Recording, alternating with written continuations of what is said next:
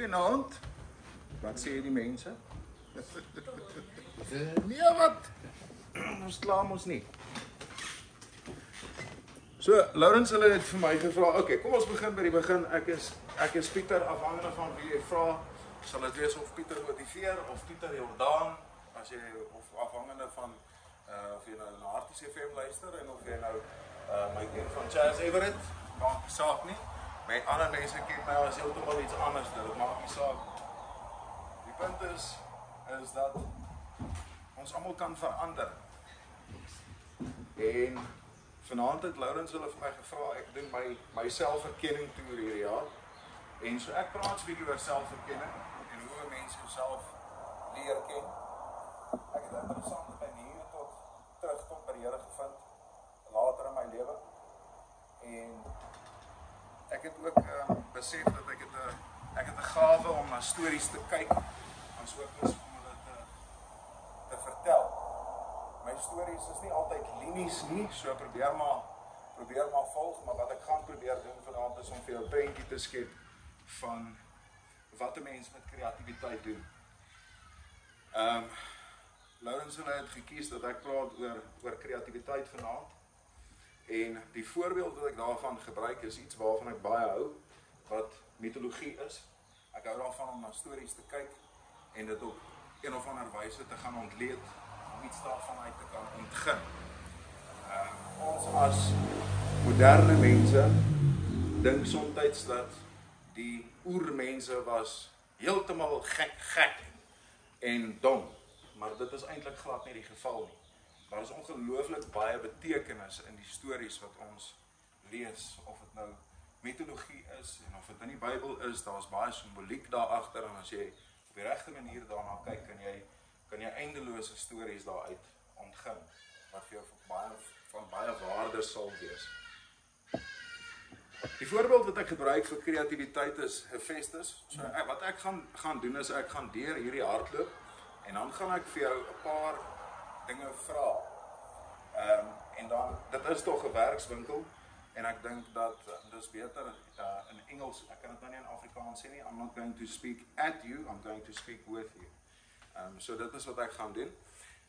Hephaestus was 'n Griekse god gewees en sy domein was vuur, smidwerk, metaalwerking, vakmanskap, vulkane en beeldhouwerk.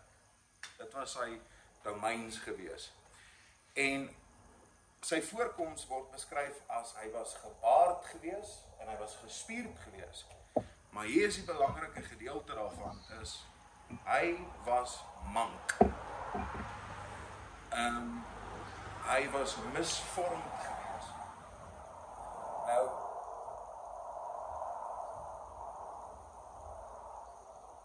in die ou tyd, as jy gaan kyk na flieks soos Sparta en of 300 of wat ook al, die Grieke as kinders iets bekeer het hulle sommer van die kloof afgegooi en dit is presies waar die storie opgeëindig het.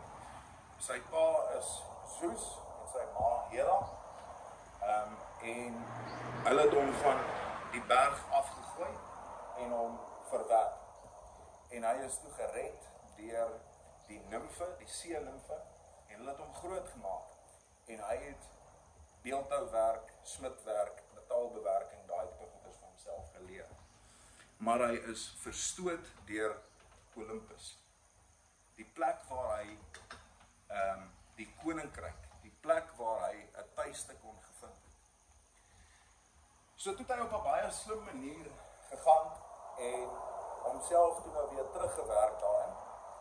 Maar ek wil net gou met jou gesels rondom sy oorsprong. Ek het nou al klaar so 'n bietjie met jou gepraat oor die oorsprong en sy ballingskap. Maar hy keer dan terug na Olympus en hy skep 'n verskriklike mooi troon vir sy ma, Hera. Skep hy vir haar troon. En toe sy aan hom gaan sit, het hy haar gevangenis geneem in daai troon. Okay. En toe het hy begin onderhandel met Zeus en hy het vir hom gesê, ek wil terugkeer Olympus toe. Ek wil terugkeer en ek soek 'n vrou. En die vrou wat hulle vir hom gekies het, was die godin van liefde. Ja? was die godin van liefde. Net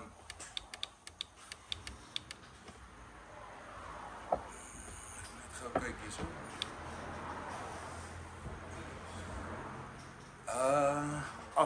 Aphrodite, goddess of love.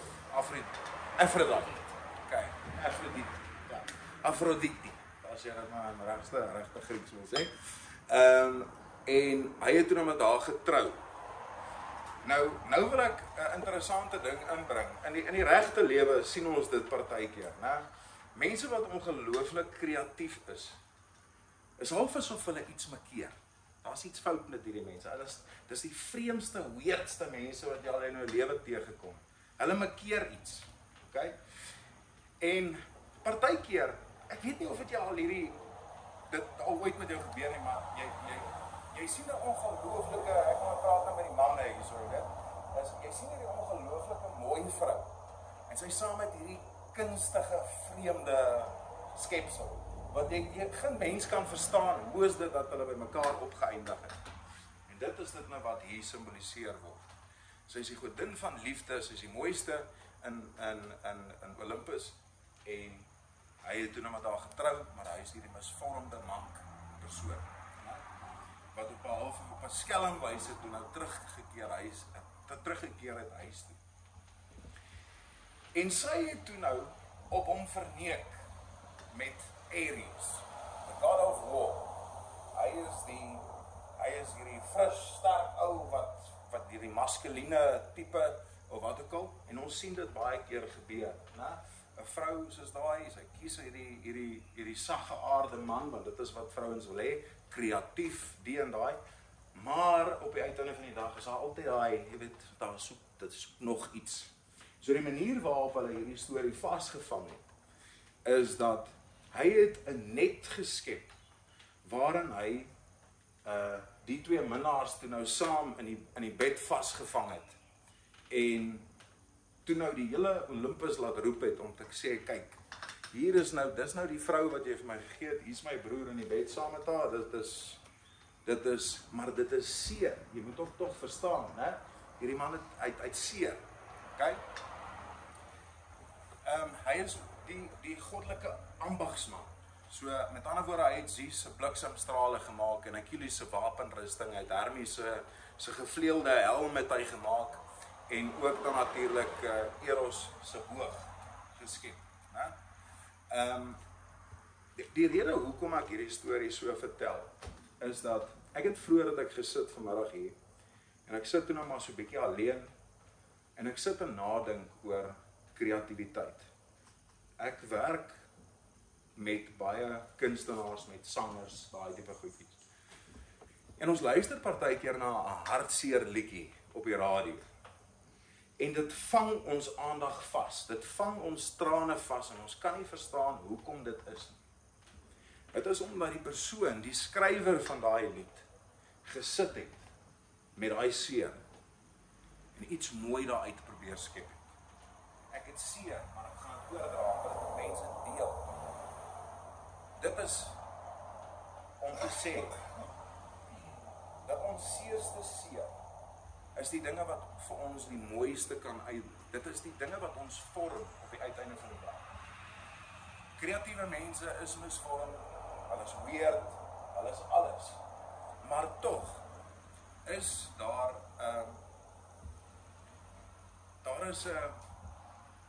dis 'n goddelike gawe om kreatief te kan wees. Want ons Skepper is ook, ons is uit modder gevorm, uit grond uit gevorm, saam. Hy het ons gemaak uit niks uit, en hy het ons so gevorm.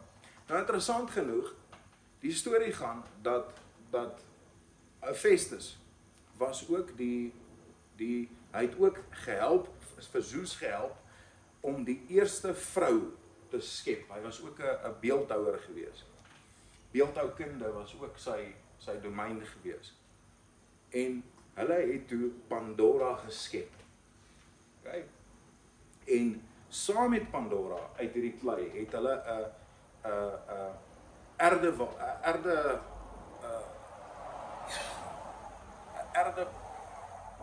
bak toe nou maar geskep. Miskien het ons Pandora's box, maar dit was eintlik 'n kruik geweest. Daar is die regte woord. Dit was 'n kruik geweest wat hulle daar gemaak het. En al die wêreld se slegste dinge het hulle in hierdie ding verberg. Maar eendag het Pandora se nuuskierigheid die beter van haar gekry en sy het die deksel afgehaal. En toe het al die seer dinge, né, uitgekom en in die wêreld in versprei. Maar die enigste ding wat oorgebly het in die kruik was hoop. Dit is daai storie. En ek kan nie help om, dis nou 'n wye vergelyking, maar ek kan nie help om dit te kan vergelyk ook natuurlik met Adam en Eva se uitsmytery by Eden nie. Is ons moet hierdie swaar van die wêreld verduur op een of ander wyse. Op een of ander wyse moet ons dit vir onsself die moeite werd maak. Ons moet binne in onsself kan kyk om te sê, ek het hierdie seer in my, maar daar's iets hier binne. Daar's 'n rede. Wanneer ons seer het, is daar altyd hierdie stukkie hoop wat agterbly om te sê, hierdie was nie vir niks nie. Hierdie dinge gebeur met my vir 'n rede. Ek voel so vir 'n rede. Dit kan nie verniet wees. Ek kan dit nie glo nie. Maar ons begin vir onsself dinge vertel, soos byvoorbeeld, ag, dis nou maar die lewe. Jy weet, nee, dit is nie. Ja, die lewe is swaarker. Maar die idee is om mooi daaruit te kan uithaal en te kan ontgin. Dit gee ons 'n rede om aan te hou, om aan te hou vashou aan God se liefde, aan ons familie, aan ons vriende. Partykeer het ons dit nie eers nie. Ons het niks meer oor nie. Maar die klein bietjie hoop waaraan ons kan vashou, is dat hierdie dinge wat ek in my hart gedra het, my hele lewe lank, die dinge wat met my gebeur het, was nie vir niks gewees nie.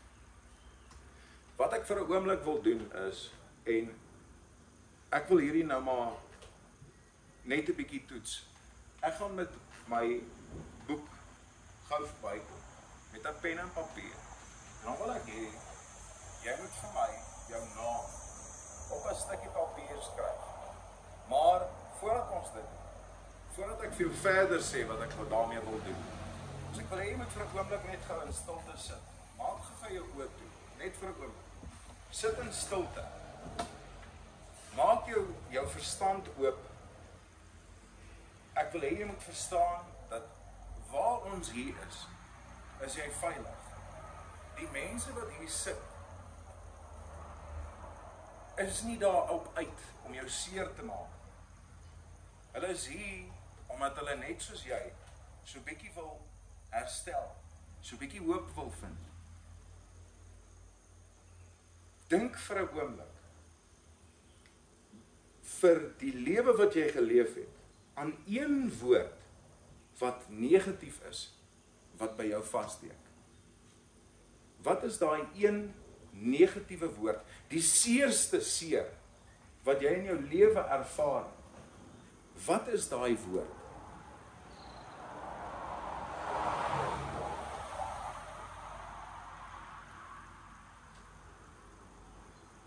En as jy daai woordjie in jou verstand het, kan jy jou oop maak? En dan sal ek begin. Dan wil ek hê jy moet jou naam met daai een woord vir my net gou op papier neerskryf.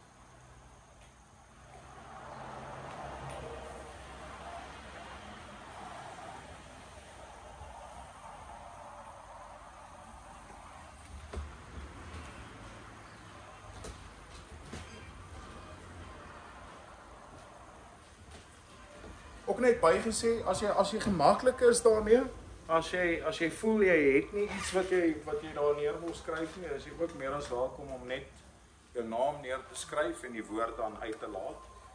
Maar ek dink vir die doeleindes wat ek het vanaand, probeer maar. Dit is partykeer moeilik om te sê. Jy weet? Maar dit is maar, ek dink, wat 'n mens moet probeer oorwin ook in jouself. Baie keer hou ons so vas aan ons seer. Ek praat vanoggend, en hierdie is nie 'n grap nie. Ek praat vanoggend met 'n ou, is my oud buurman. Hy is hier van die dorp, ons het 'n meeting al by die radiostasie en ons gesels vir so 'n oomblik 'n bietjie en hy sê vir my, weet jy, toe ek aan julle kompleks ingetrek het.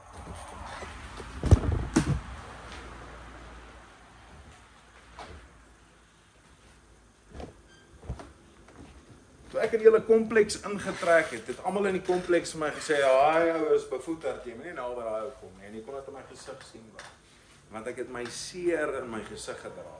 Ek het so rondgeloop, ek het hierdie los my uit, moenie naby my kom. Eintlik het ek so seer, ek is so fyn gevoelig, dat wat ek probeer doen, is om vir jou te wys hoe macho is ek, sodat jy my sal uitlos, en dan hoef ek nie met jou te praat.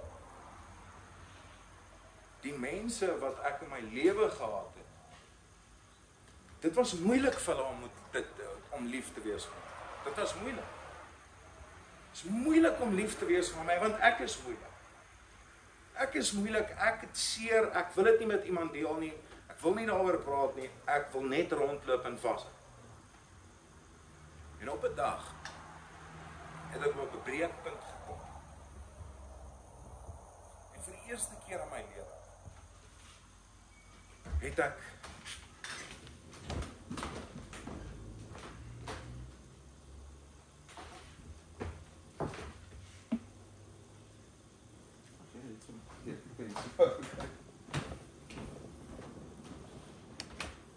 En vir die eerste keer in my lewe het ek die vrymoedigheid gehad om te laat gaan.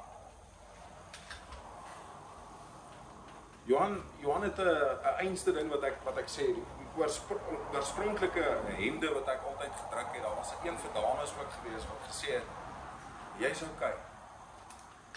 Jy's okay. Jy's okay. En is okay om nie okay te wees.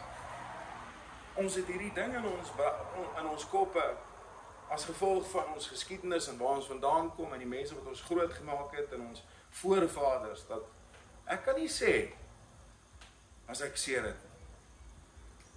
Ek het vanaand iemand wat hiernatoe sou gekom het. Thank you very much. Goed, daar was ek. Vraag verskoning. Draai ek sy pen steel. Voor al die mense. Sê hy, ek het fisies pyn. Ek kan nie vanaand hier wees nie. Woord. Ek wil nie daai tipe vulnerability wys nie. Daai tipe kwesbaarheid. Toe ek laas jaar hierdie praatjies begin doen het vir die eerste keer en die toere begin reël het.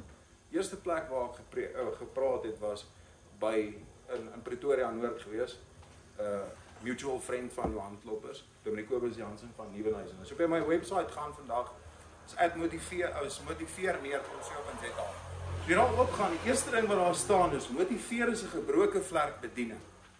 Dis die woorde van Dominic Jansen van Nieuwenhuizen. Hy het daai woorde gespreek 'n jaar en 'n half voordat ek ooit enigiets gedoen het.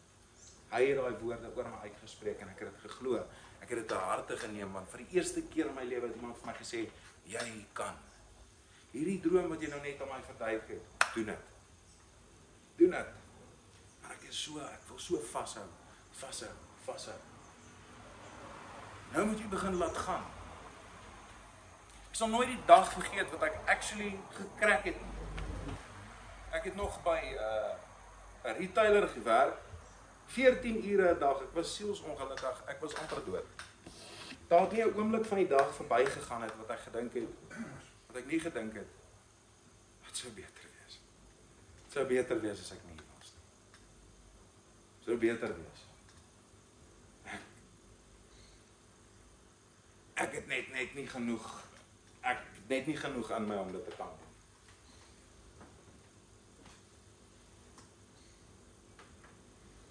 Ek het die dae verby gebid. Elke dag.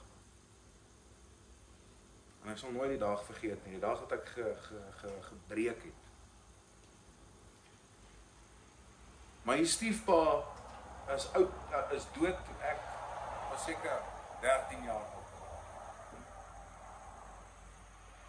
Is 13 jaar oud toe my stiefpa dood is. Ek gaan nie eens hoop nie, ek het nie baie liefde vir hom gehad.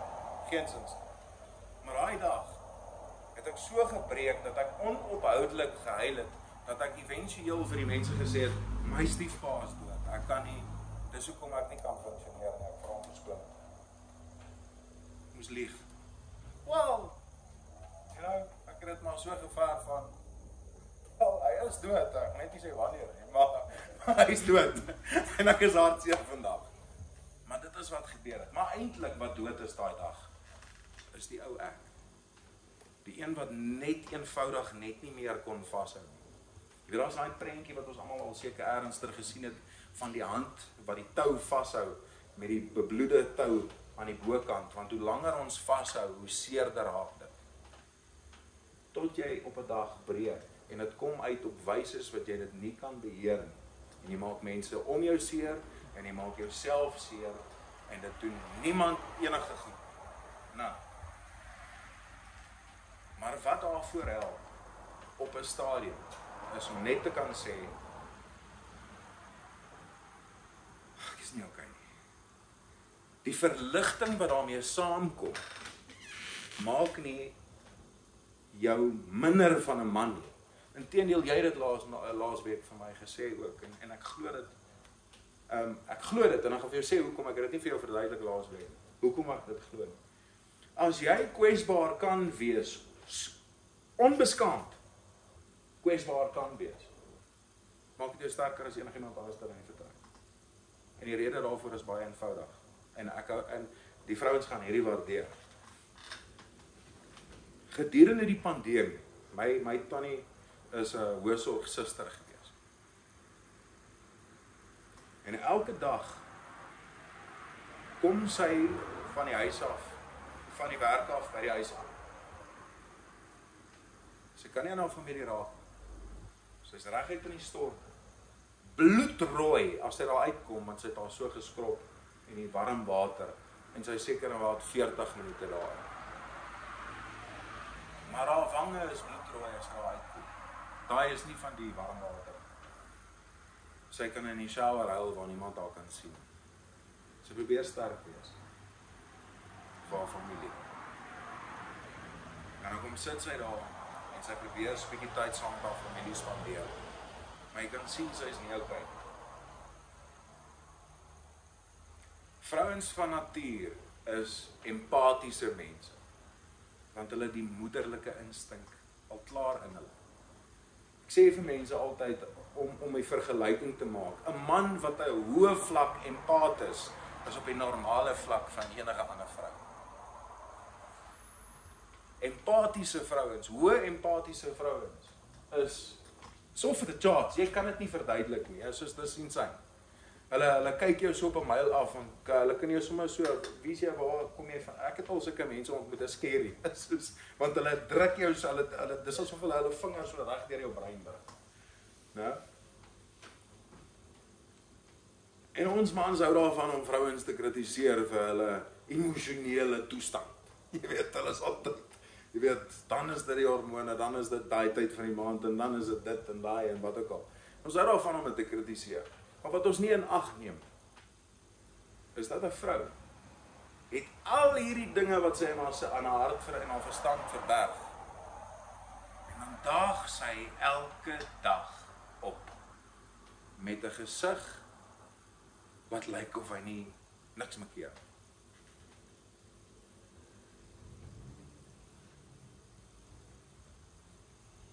Die oorspronklike woord waar kwesbaarheid vandaan kom, of vulnerability, die Engels eerder, is vulna. Beteken wond. Vulnerare later, wat beteken om te wond. Beteken dat wanneer ons kwesbaar is, ontbloot ons wonde. En hier is die probleem van wonde. Sometimes they fester. My tannie, einste tannie wat 'n suster is, sê vir jou, as jy jou knie nerf afval daar, op die pad, met 'n bike, of wat ook al, sy sê, sy kry die mense altyd so vrek jammer wat met bikes val. Want as hy daar kom, die eerste ding wat sy doen, is hy haal hy naalborsel uit papie, en dan begin sy daai wonde skrap. Dan begin sy vir hulle vryf. Ek sien so nog sy gesig nou so, né? Dan begin sy daai wonde skrap. Hier is die ander probleem. As hy nie mooi skoon is, begin daai ding sweer. Wat kos dit jou nou? Nou moet jy daai wond weer gaan oopkrap en weer skrap. En nou is dit nog seerder. Want as hy daai pink so om hy roof kry, dan kan jy maar weet hoe gevoelig raak hy. Né? En dit werk presies so met die seer wat ons ronddra. Né? Maar kan jy nou imagine, as jy daai ding nou skoon gemaak het eendag, en jy sit daar met daai merk hier, en jy kan 'n storie vertel, dat daai letsel wat jy maak, met trots. Jy weet wat het jy deurgemaak, die persoon vir wie jy dit verduidelik weet. Jy kan dit nie oordra. Seer is seer is seer, jou seer lyk anders as myne, jou seer lyk anders as haar. Almal se seer lyk anders. Né?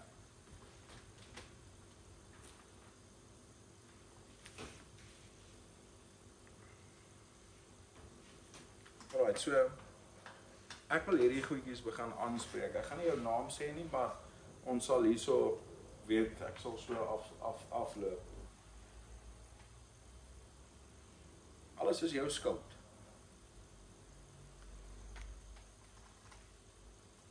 Kan jy daai vir my so 'n bietjie verduidelik? Hoekom is alles jou skuld? Wat is jou skuld? Nee, my huwelik wat nie uitwerk nie, die manier hoe my kind is, alles wat verkeerd. So, ek begin al te glo, ek is hierdie slegte persoon.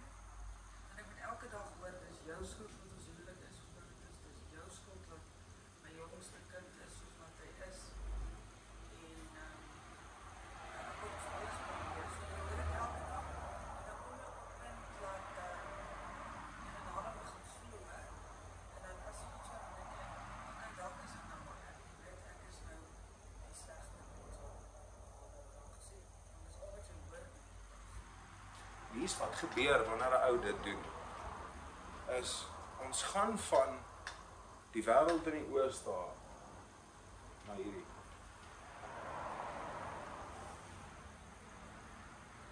Dis my skuld. Ek is jammer. Sorry. Jammer. Dis waarheen dit gaan.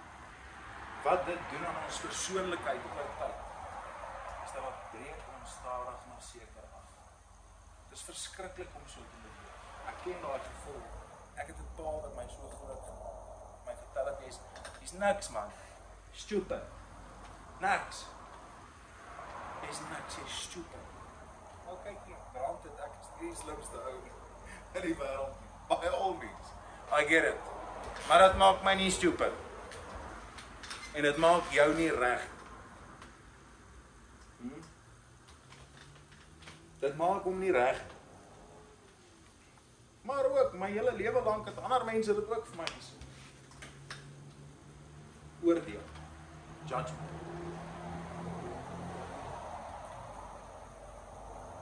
Ek was baie geneig om ander mense te oordeel. En mense het my geoordeel. Soos jy sê, kreatiwiteit, wel, stout idees. Ek hou van my tattoos. As jy nie daarvan hou nie, is dit jou probleem. Ek het geleer op die harde manier. Ten eerste moet jy jouself lief hê. Dan moet jy leer om jouself te vergewe. Jy kan nie ander mense vergewe as jy nie jouself vergewe nie. Amen. En jy moet aanbeweeg en vergeet. As jy dit nie kan doen nie, gaan jy nooit kan aanbeweeg. En die beste wat ek al uitgeleer het, is altyd oor. En ek weet nie met godsdienst nie, ek is nie die grootste Christen nie. Maar ek het geestelike ontwikkeling begin beleef. En vandat ek dit en ek ander uitkyk, seer bly seer, sê ek allemaal seer, as niemand wat nie seer het. As daar 'n persoon is wat sê hulle het nie seer nie, dan jok hulle. Trauma is presies wat ons nou gesê het. Dit is van die Griekse woord. Trauma beteken in Grieks die baie seer, het seer gekry. Amper soortgelyk aan jou beskrywing as 'n wond.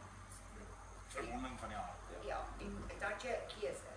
Mense onthou altyd. En ook vir jou. Jy het 'n keuse. Gaan jy glo wat hulle vir jou sê? Of gaan jy jouself vergewe en aanbeweeg? Die lewe is kort. Sien, dis die ding van wanneer ons ander mense oordeel. Ja? Baie keer kom dit uit 'n plek van ek word geoordeel en niemand verstaan my nie. En so dan oordeel ek. Want jy verstaan nie wese. Ek is kreatief. Mense wat kreatief is, dink baie anders as meeste mense. En so, en daar is hierdie touch, nabyheid with the godly that you cannot describe to people. Daar is iets omtrent skepping as 'n mens wat jou net vir 'n oomblik daai nabyheid gee. En partykeer kan dit 'n arrogansie skep. Partykeer kan dit 'n misverstand skep, 'n misverstaan te word. En dan kan dit 'n bitterheid ontaard. Maar die enigste ding wat ons kan doen is om terug te tree en te sê, weet jy wat? This isn't who I am. Who I really am is a sensitive person that really deeply cares about people, that wants to belong, that wants to fit in, tired of being a cast out. And therefore, I am the way I am. But because I know it now, I choose not to be. No? Niks. Niks. Weet jy, dis actually 'n amazing plek om te wees. Man, ek wil vir jou vinnig 'n storie vertel. Genesis 1 vers 1. Aan die begin was daar en van niks het alles tot 'n stand gekom. So dis okay. As al niks is nie, partykeer is al niks. Dan is dit nou maar so. You know what I mean? But it's a good place to be. Want dit beteken jy die vryheid om te skep. Dit beteken partykeer moet ons deur die vlaktes loop om te kom waar ons moet wees. Ons moet deur daai woestyn gaan om te kom waar ons is. Daar's niks. Maar ons moet deur daai woestyn gaan om by die beloofde land uit te kom. En daai beloofde land is die persoon wat ons onsself sien om te wees. Ja? Verwerping. Daai is een wat baie mense by kan aanklank vind. Dis net 'n onhanteerbare emosie. Magteloos. As jy weer al man kyk, groter nog. Maak dit skep partykeer hierdie monsteragtigheid rondom 'n mens. Jy weet, vir die langste tyd in my lewe was ek ook verworpe gewees. Jy weet, I don't belong anywhere. Ek het hierdie laasweek genoem. Ek het baie heelwording om te doen wat hierdie dorp aanbetref. Hierdie is die eerste keer wat ek in Hartbeespoort dra. My belofte aanvanklik gewees is ek sal dit wragtig nooit doen. Want as die mense buite hierdie dorp wat my gedra het en my gebring het waar ek is. Maar ek is tog hier en ek het gesê ek sal hierdie dorp optel. They created a monster when I was a child. Maar ek het teruggekom. Hulle noem dit the hero's journey. Nou, is jy word eers 'n cast out, Selfde as Hephaestus, you are cast out.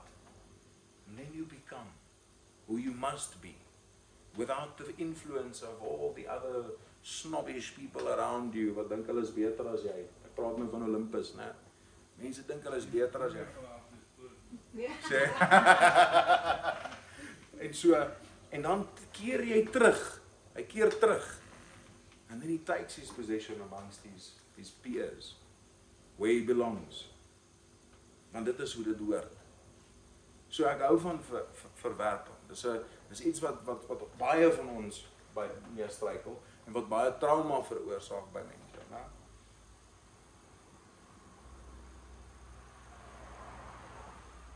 Pragtig, waarom het ek net vir my wil opsluit.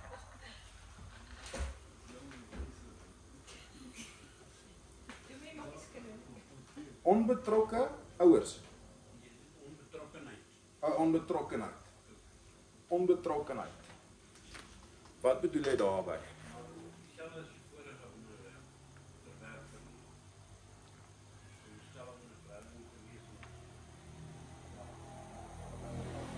Ja, dit loop hand in hand daarmee saam, want onbetrokkenheid beteken ek stel nie belang. Ek stel nie belang. Jy's nie goed genoeg nie. Dis wat dit beteken. Wanneer mense ons daai gevoel gee. En so dit is 'n belangrike punt om te maak. Dis mense wat onbetrokke voorkom is onbetrokke.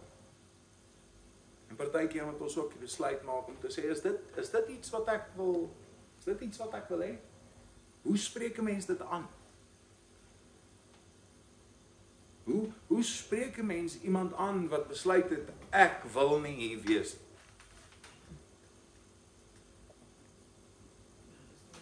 Dis die ding, sê is onderwyser, né? Wat? Ek weet nie, ek het onderwyser gehoor. Wel, ek het nou dit, maar ek vat myself as kind ook. Daar was geen betrokkenheid gewees. En so wat ek by die skool uitgebeeld het, is ook soos, ek wil nie hier wees. Ek stel nie belang. Ek gee nie om. Snaaks hoe hierdie goeders werk. En dan skep daai verwerping 'n identiteit in ons as 'n kind. En ons leef as groot mense daarmee. En ons kyk die wêreld in die oë daarmee. En mense kan sien is soos, ja, hierdie ou is nie lekker nie, hoor. Hierdie ou is nie lekker nie, maar as jy, mense sal altyd vir jou gesê, die mense wat my geken het, people either hated me or they loved me. Maar die mense wat lief was vir my, dit was moeilik vir hulle. En soos ons altyd daai mense wat, wanneer my naam opkom, dan sê hulle, ag ja, weet jy, ja? Ons ken daai gesprek, né? Ag ja, weet jy. Hy's maar 'n ander ou, you know. Nie goed genoeg. Ja, ek meen ek het groot geword in 'n baie liefdevolle huis. En ek dink my groot menswêreld is my te wil my voet onder my geskoon. Ek moet ek self weer twee aanskuifings gehad. En dan voel jy nie goed genoeg. Ja, dis goed.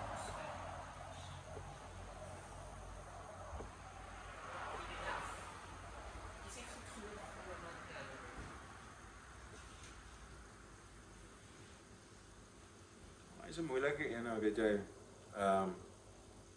Jy het nou my verloofde ook ontmoet of nie, ja. Okay. So. Hy is 'n moeilike een om verby te kom, om nie goed genoeg te voel nie. Ja, is deel van verwerping. Weet jy wat is amazing? As die regte persoon oor jou pad kom. Ja. Jy voel nie meer nie goed genoeg. Want omdat ons nie goed genoeg voel nie, wat ons probeer uitbeeld in die wêreld is, ek is goed genoeg. Maar ek wil ook nie, jy moet voel asof jy nie goed genoeg is.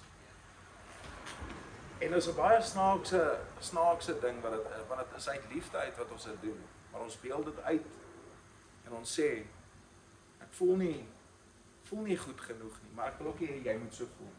So ek gaan almal om my, hanteer asof hulle goed genoeg is. And therefore people love you. En weet jy wat, dit is okay. Hier is die ding. Mense hou daarvan om te oordeel en dink dat ons is onbewus. Party mense is heeltemal oblivious, maar mense dink dat ons is onbewus. Veral as dit kom by die fisiese uitbeelding, is dit soos. Mense dink ons is onbewus van, weet, ek is nie onbewus daarvan. Ek weet hoe ek lyk. So wat? Ek het persoonlikheid vir 10 van julle snaps. Jy weet wat ek vir jou sê. Dis hoe dit is. Jy weet. Maar solank jy iemand in jou lewe het wat jou daai draagkrag gee om te sê, jy is genoeg. Vir my is jy oor as genoeg. Jy weet.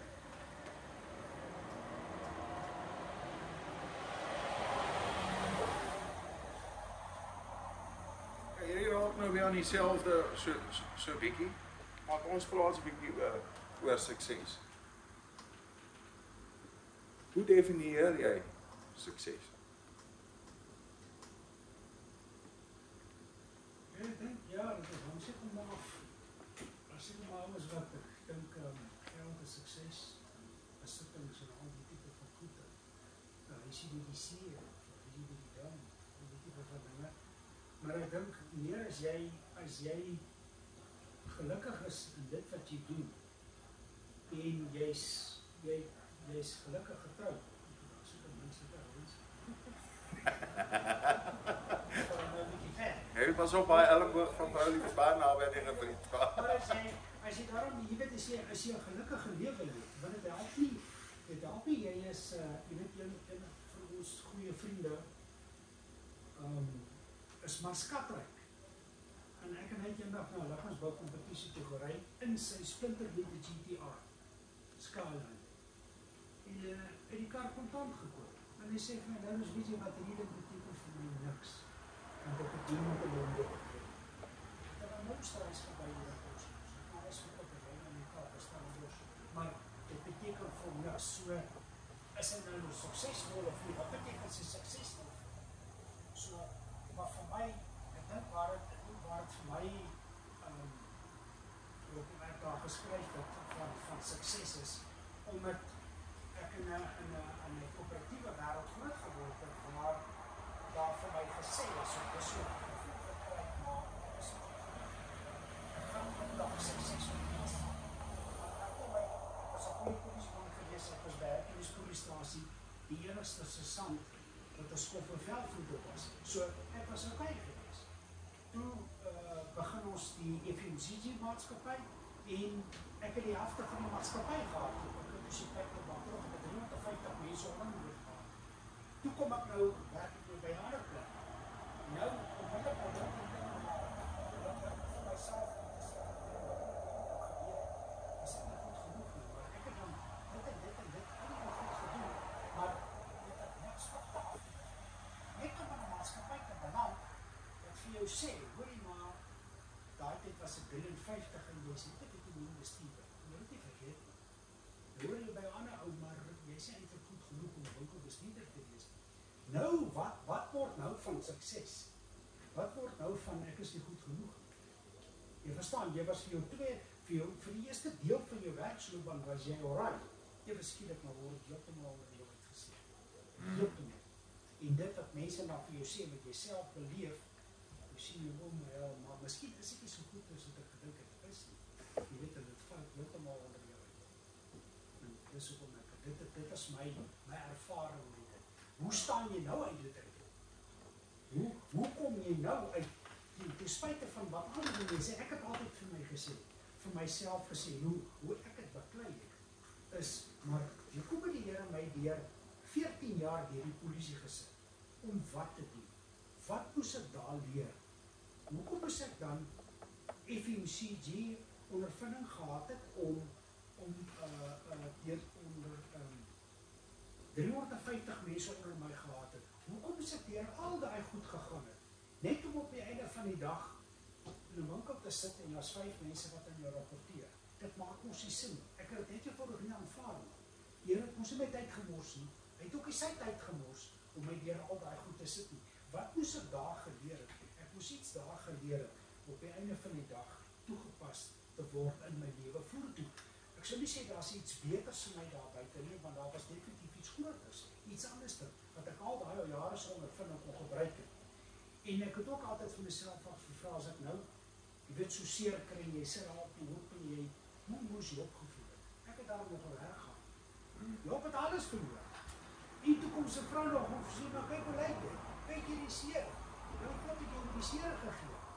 Toe sê hy, maar as dit my God is op my die seer gegee, dit het my Here uit huis geneem. Kyk, hier is die ding, en dis 'n moeilike ding, want somtyds, omdat ons self nog nie die werk gedoen het aan onsself nie, laat ons toe vir ander mense om ons sukses te bepaal en hoe dit moet lyk. So selfde met die vitamines en goedes, soos daai ou het besluit, jy is nie winkelbestuurder materiaal nie, en in die domein wat jy is, die sukses wat jy kan behaal, is dit die sukses wat jy kan behaal. Dit kom jou nie toe nie, want jy pas nie in. Daarvoor glo jy dit, maar daai ou is besig om te bepaal hoe jou sukses moet lyk. Okay? Jy gaan van 350 mense na 5 toe. Hoeveel mense werk nou vir jou? Weet wat ek vir jou sê? Het gaan nie so seer oor hoeveel mense ons oor beheer het. Partykeer gaan dit oor hoeveel beheer het ons oor onsself. Om te sê, ek definieer hoe dit vir my lyk. Het ek 'n werk? Het ek 'n familie wat vir my lief is? Kan ek doen waarvoor ek lief is? Het ek tyd? Kan dalk nie op ek kan nie Kaap toe gaan en vakansie gaan hou nie. Ek kan nie. Ek kan. Maar dis okay. Dis die ding as ek my oor toe maak. Dis okay. Dis tevrede. Want alles sal na my toe kom met die regte tyd. Want ons is geneig om te vra wanneer, ja. Vra. Doen. Dis wanneer die dinge begin gebeur. Ons bepaal ons sukses, nie ander mense. Ja? Begrafnisse. Dis maar dieselfde is, dat die almal sê, jy net op 'n ander manier begin. Dit ook 9 was, dus ek klaar die 6 groot begrafnisse in my lewe gehad. Dus die ouers, al die ouers en oupas, is allemaal weg. En wat dit doen is, dit los jou ook vir enigiets. En na die tyd dat die mense baie nodig het. En dan het daar allerlei ander invloede wat jy kan toekom. Want jy is nou nie, was nou iemand wat rondom jou staan en kyk wat jy maak is. So dit was 'n rowwe tyd, en dit het ook ons het aan rowwe tyd gehad toe ons polisie gegaan het. Is daar nou changeover gewees. En toe begin die siklus van begrafnisse maar net weer. Dus daar weer 6 begrafnisse so goed nou in mekaar. So, baie van die dinge in die eerste deel van my lewe rondom haar begrafnis gegaan, besluite wat ek geneem het en goed wat ek gedoen het. En ek het nou eers die laaste, het my 'n klomp jare gevat om die ding te doen. Maar wat ek die eerste is, ek het nou vir 'n tyd lank 'n punt daarvan gemaak om niks negatiefs te praat. Dit is 'n fisiese effort. Wat jy in die geval, ek praat net positief goed. En die invloed wat dit op ou se lewe het rondom hom, is massief. So die ene vraag en dan iets negatiefs skryf, dan is ek van groot. En maak dit is begrawe en geroer. Want dit doen vir niks. Nee, dit, al daai ding doen is, dit trek my daar in 'n plek en waar ek nie, waar ek lankal was, ek het nie meer wil wees nie. En dan is daar, sluit maar aan by wat ons allemaal sê, is dat die oomblik as jy begin besef dat God het in elkeen van ons 'n gawe of 'n gift of 'n talent ingebou wat hy vir die res van die wêreld wil gee. Dit is nie vir jou nie. Dit is deur jou vir ander mense. Die oomblik as jy daarin begin besef, dan begin jy jou waarde besef. So ek is eintlik iets werd. En dit het my nou tyd gevat om dit uit te figure. Ek is nou daarmee besig. Ek gaan nie oor geld elke dag nie. Maar as jy jou besig hou met die talent wat goed binne jou gesit het, om alle mense lewe beter te maak. Dan kom geluk en happiness en positiewe goed kom outomaties. En minder tyd jy spandeer aan negatiewe gesprekke met mense en gedagtes, hoe makliker raak jy dag op die einde. Dit raak binne 'n oomblik wonderlik. Maar ek dink, vir my om te gedeel met daai negatiewe goed het my 45 jaar gevat.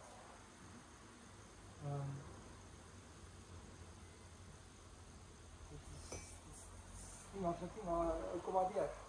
En ek hoef nie weer daar te gaan nie, en daar is niks daar nie. Daar is niks daar. Vorentoe, dit waarmee ek besig is, baie bly, baie happy. Ek hou my 24 uur die dag besig. Alles ek by die werk, maak nie saak wat die werk is nie. Ek hou my besig met wat ek moet doen. En dit is die ding waarvoor ek opstaan elke dag. Weet Pablo Picasso het gesê, die doel van die lewe is om jou gawe te vind. Die betekenis van lewe is om dit weg te gee. Die gawes wat ons gegee word is nie ons nie, dis verander. Maar het jy al gesien hoe lyk dit as twee dronk mense mekaar probeer regop?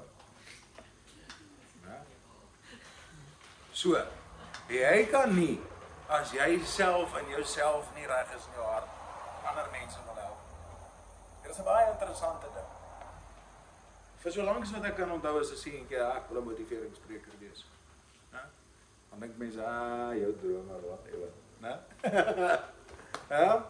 Ja, wie lag nou? Pieter motiveer, Wie lag nou? My punt is dat ons moet deur al daai goedjies werk. 'n ander ding wat ek ook by jou, jy het gepraat oor begrafnisse aanvanklik, is Latynse, ek dink is Latyns, ek kan ook nie altyd, maar dis 'n stoïsynse diktaat, dis stoïc filosofie. Nou, ek moet ook net vinnig vir jou verduidelik, soos jy weet, hulle was 'n mengsel tussen die cynics gewees en ietsie anders dat ek kan nou nie spesifiek onthou nie, maar baie negatief, of so die mense gedink. The cynics are actually the negative people, but jy weet, cyniese mense wat baie negatief is gewoonlik kan hulle is nogal op die bal wat mense aanbetref, soos hulle kan mense lekker oordeel, hulle is wys, jy weet, en ons wysheid daarin, jy weet, alhoewel dit altyd prakties is. Okay?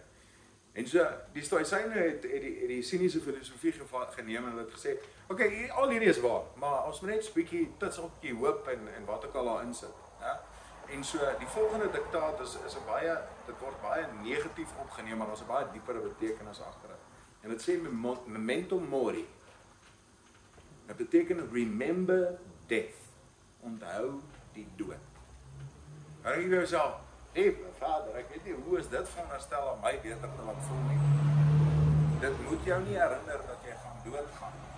Dit moet jou herinner dat jy moet leef. Want dit is wat ons vergeet. Ons vergeet om te leef. Omdat ons so seer het, is ons besig om dood te gaan. Stadig maar seker, jy weet, daar is daai ou gesegde wat sê, party mense gaan dood op 30 en word begrawe op 70. Dis waar. Dis waar. It happened. Nee.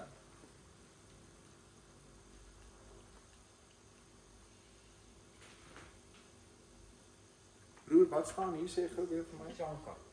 Chanka, wat is dit? Chanka. Wat is dit? Ons het in Birchley ingetrek in 1957, toen ek 10 maande oud.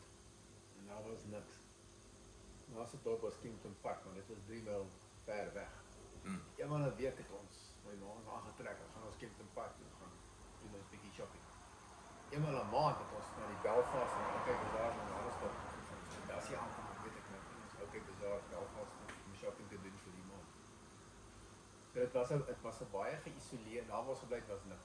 Dit was plaas. En ons was dit was DLM Bouwer, Dirk Leon en Martiens. Een was die bouer, een was die argitek en een was die verkoopsman en ons was die eerste huis wat in daai hele woonbuurt gebou was, maar dit was net plaas, daar was niks. Dit was 'n baie secluded lewe. En as ek koop, Leeuwland getry, hy was op tikkies daai tyd het hy gestudeer. En so die kinders nou maar in die omgewing begin. En ek het 'n broer en 'n suster gehad. 'n Suster wat ouer as ek was en 'n broer wat baie ouer as ek was. En omdat sy 'n girl was, ouens dink mos gewoonlik die girls wat bietjie jonger as hulle of so. So ek was altyd alleen gelos by die huis en ek kom so van, dat gaan uit. My ma het gesê sy wou motorcycle, bicycle en tricycle hê. Motorcycle, bicycle en tricycle. So ek was die tricycle gang. Maar ek het nie gehad om 'n tricycle. Ja. So en dan gewoonlik op Vrydag of naweek en dan gaan hulle drags toe, hulle gaan Mango's toe, dis soos Babsfontein, daar's musiek en hulle dans en party en braai en goeie. En dan sit jy daar. Agtergelaat, ja. En dan soos die timing dit nou maar wil hê, dan kom hierdie ou van Tikkies Universiteit af, dan kom hy nou vir die naweek huis toe. Stop hy nou met sy kar daar. En dan kyk hy my aan. Die spesifieke dag het ek hom nie gehoor of sien kon nie. En ek sit toe nou daar. En ek is toe nou hartseer. I'm lonely, I'm lonesome. En hy kom so by mense, hy stamp met mense, hey, Chanka! En van daai dag het met daai ou het daai naam by my gestiek. As hy my gesien het, het hy my sê Chanka. En later in my lewe het goeie so gebeur dat ek kan nie kinders hê. En ek het so baie gehad om te gee wat ek wou deel met 'n seun en 'n dogter. Ek het baie ryk lewe gehad met die goeders wat ek gedoen het, wat ek bereik het en wat ek deel te neem met goeders wat nobody te share het. En ek het daai ek Chanka binne toe, ek huil en ek treur binne toe. Want ek was nobody to share, nobody to pass it on. Ek gaan eendag sterf, ek het nie 'n kind te vertraai nie. En so shit feeling. Ek kan nie my bloed aangaan nie, ek het nie kinders nie, ek het nie kleinkinders. En toe het ek eendag tot die besef gekom, maar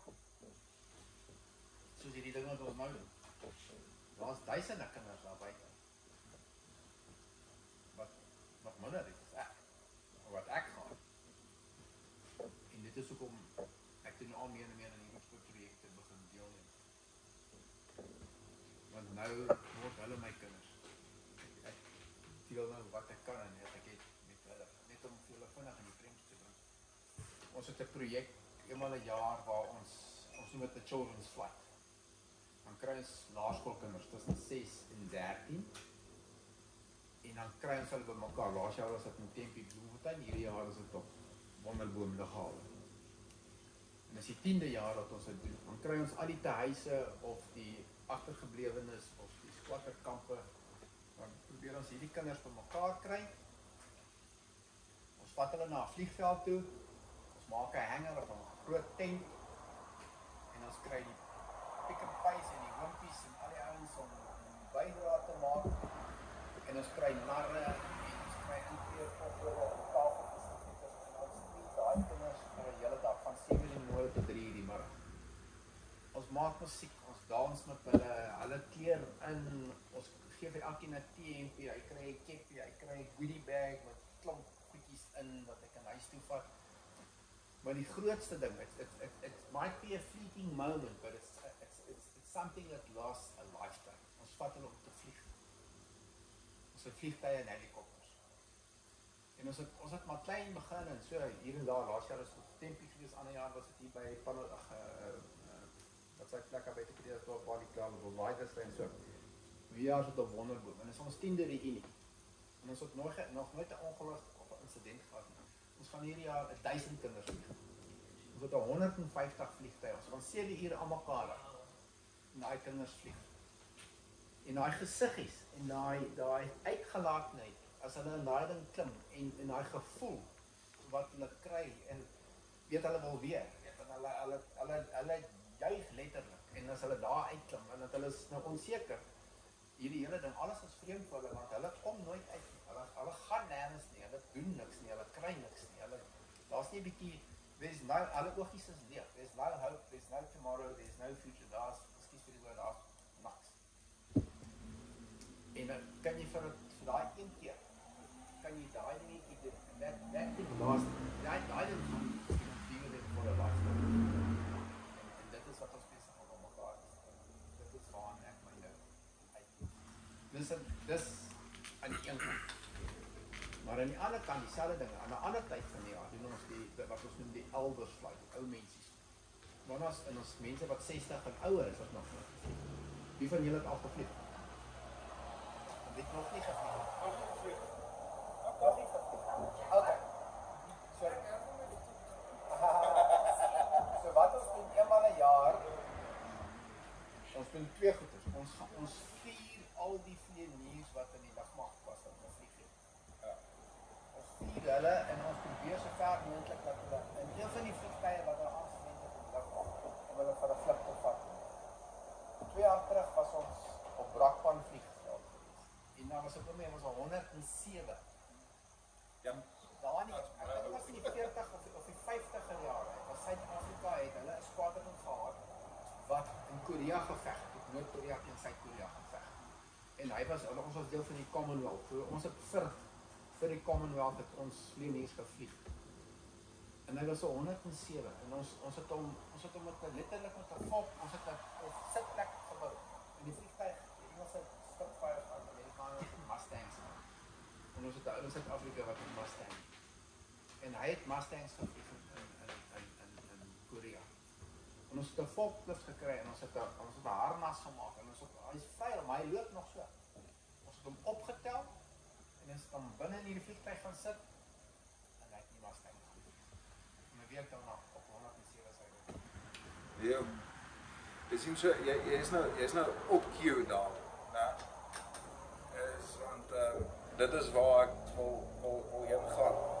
Ek wil nog net nie almal die hele aand behou nie, maar die rede hoekom ek 'n Festus storie gebruik het vanaand, te sê dat hierdie donker in ons lewens is die kreatief waar dit vandaan, né?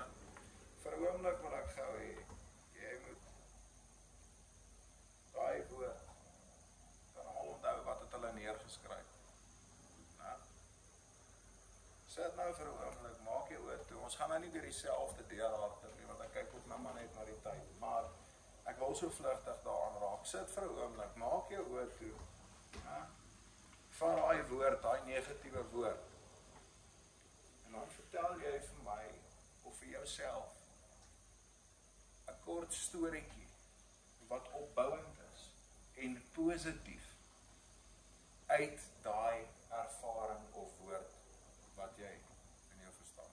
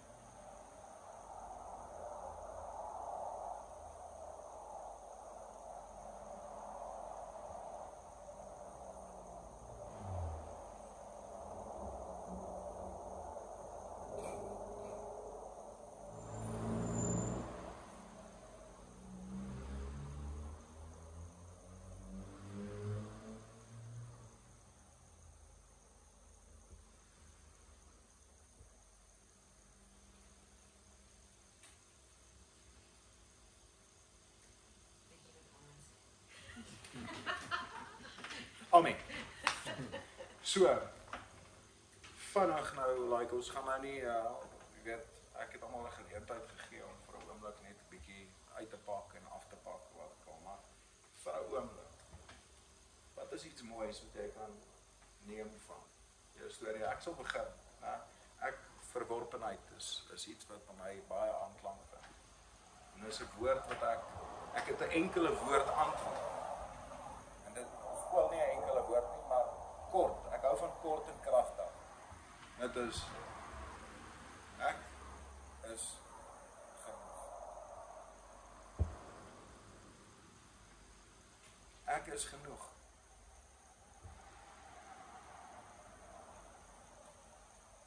My lewe sal iets beteken vir iemand anders. Absoluut.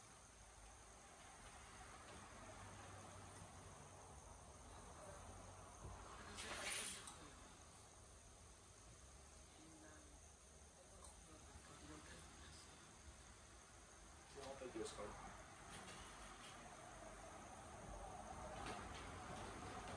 So daai wil jy ook sê. Baie eenvoudig. Dit leef nie net vir jouself nie. Ek het hier gesien, om te leer te deel. Elke mens is hier. En ek hou van die dadigheid van die trots op wat my wil aansluit. En dan hou ek ook van non-animal cruelty societies. Did jy net diere help nogal as mens leer? Ja, veral my kat doen wonders hoor. Ja. Ek hou van honde en wat ek al maar is te besig vir my en al die goedjies. Maar snaaks genoeg, my kat is net soos 'n bloody hond. Want as ek by die huis kom, is hy onder my voete en hy's bo op my en hy's verby my. Soos as ek opstaan in die oggend en kat in my huis is net soos 'n hond. So ek kan net so wel 'n hond gekry het, maar ek het nou 'n kat in my huis soos 'n hond. So jy het gesê niks nie. Ja, al wat ek aan kan dink is alles is nie niks nie. There we go. Alles is nie niks nie. Alles is nie niks nie. Exactly. Jy Anton? Waardevol. En ek is genoeg. Dit sê vir niemand waardevol. Dink ek. As ek nie vir my verlede iets was gewees het, iets vir my kinders. Jy is iets vir wie jy nou is. Jy is iets vir wie jy nou is. En dis al wat saak maak. Ja. Laura?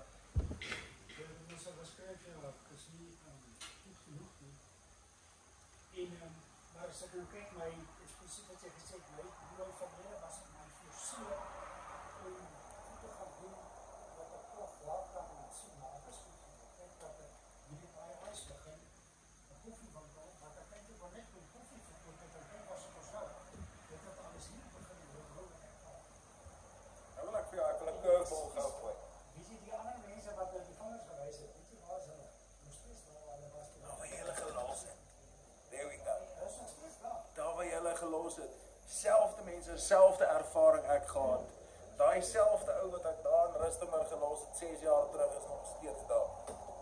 Shame. Ja, maar ek wil jou met 'n curveball gooi. Kyk nou na vanaand.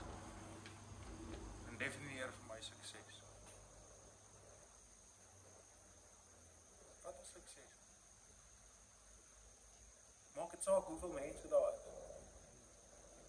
Maak dit saak of daar 2 of 6 of 8 of 9 mense is. As ek reg kan onthou, beteken is daar waar 2 of meer. Waar 2 of meer. Definieer sukses. Hier is sukses. Sukses gaan al hoe beter raak. Dis 'n ripple effek. Ja. Maar hier is nog steeds 'n sukses. Ons gaan met jou aflei. Jy het toe nou sommer klaar. Jy het toe nou mooi daar op my toe nou uitgekom daar. Jy het die positief toe nou sommer uit hom. Hoe lyk dit vir jou? Ja, ek maar eigenlijk dan kan zelf is dat eindelijk ik nodig had om alles myself te doen, gewoon buiten